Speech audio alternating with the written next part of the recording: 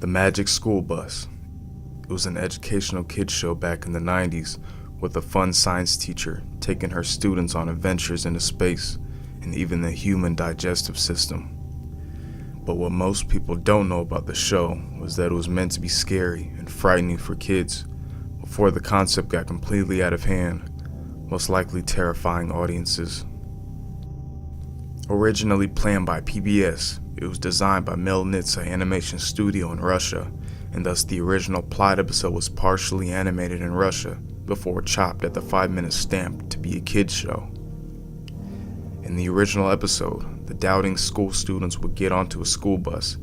Initially, the bus had no eyes, that changed into a spacecraft and took them into space. But this is when strange things would happen. The recut includes the original PBS episode 1, but the music is changed, with an infinitely descending shepherd's tone replacing the happy intro. The title screen is simply black, with odd lettering that translated into "The Sad Bus." After some research, I found out that it said, "I cannot breathe."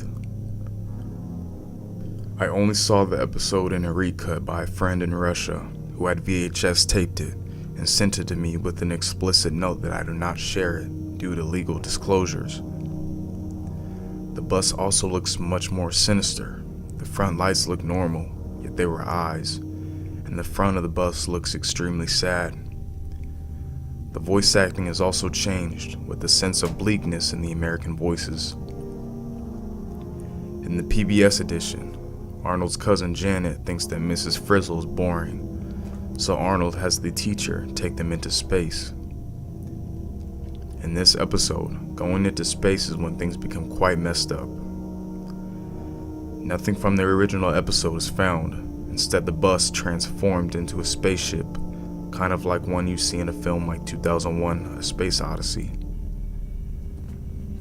The walls appear all white, with an infinite amount of hallways and steep drops. From the outside, it looks like a Soviet space rocket, but 2 times as big. Mrs. Frizzle says that there's an override lock on the ship, and nobody can leave until it finishes its destination. "We are shooting into the sun," she says. Mrs. Frizzle tells the students that she can either shut off the airlock and suffocate everyone, but only jokingly. She says that she'll put in the manual override, but it will take 6 months to get back home. She suggests that they all go into a stasis sleep. A cancerous lump has developed on Mrs. Frizzle's face, but no one makes any mention of it. There's an issue on the amount of bed for the stasis, with 11 students and only 9 beds. Mrs. Frizzle tells them that she'll be fine staying up for the 6 months, but 1 student will have to stay up as well. Ralphie suggests that they draw straws. They do so, and Arnold is determined to be the one who stays up. Now up to this point, the episode was getting strange. Mrs. Frizzle tells Arnold that there were 30 students in the class, but 20 of them died. And the time frame for going back home isn't 6 months, but actually 2 years. She leaves and locks the door from the outside. You can only tell the time is progressing because Arnold is proceeding to grow more unkempt and nervous. The 9 beds line the walls, along with the control panel that is deactivated. The food that was left sits in one of the rooms. He attempts to ration it, but there's only enough for what seems to be a month. He also has no means of a bathroom, so he urinates and defecates on the floor.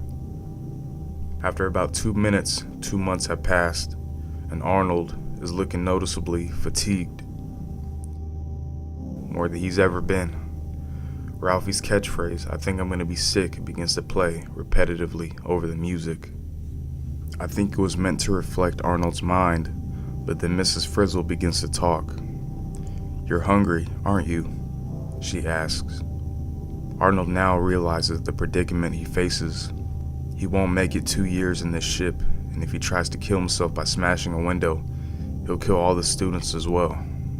"You didn't leave me enough food," Arnold yells out loud. "Oh, but Arnold, I did." The animation does a long, slow pan across the room to what looks like a stylization of a wide-angle lens pointing out to the beds. And then the voice changes. "I am your nervous system. This is no hallucination, Arnold. I am you. The strangest and most convincing thing about the animation of the original episode is that Arnold looks similar to Mrs. Frizzle. One would think they'd be related.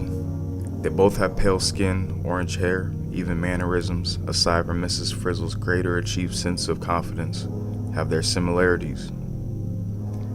The voice began to whisper, "Eat them." Arnold had attempted to analyze the space overlays over the defunct control panel for some time, but only now, realizing that he was intentionally trapped here, did it now make sense. The path wasn't leading back home.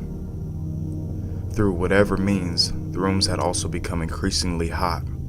The unclean environment was causing him to develop sores as he slept on his side in a mat until taking Carlos from his bed so he could sleep there at night.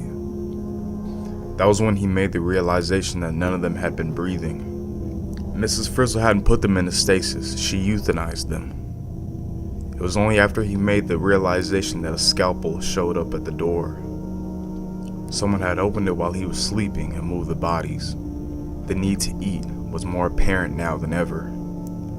He looked at Phoebe. He secretly despised her. This became all the more apparent as he took the scalpel and slowly cut into Phoebe's belly. He was not at all hesitant now.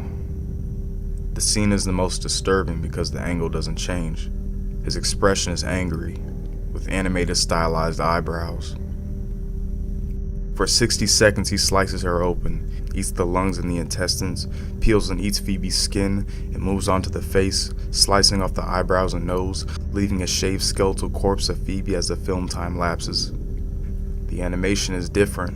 It's more specific, more layered, and medical looking. Now the cancerous sores are visibly on Arnold's face as well.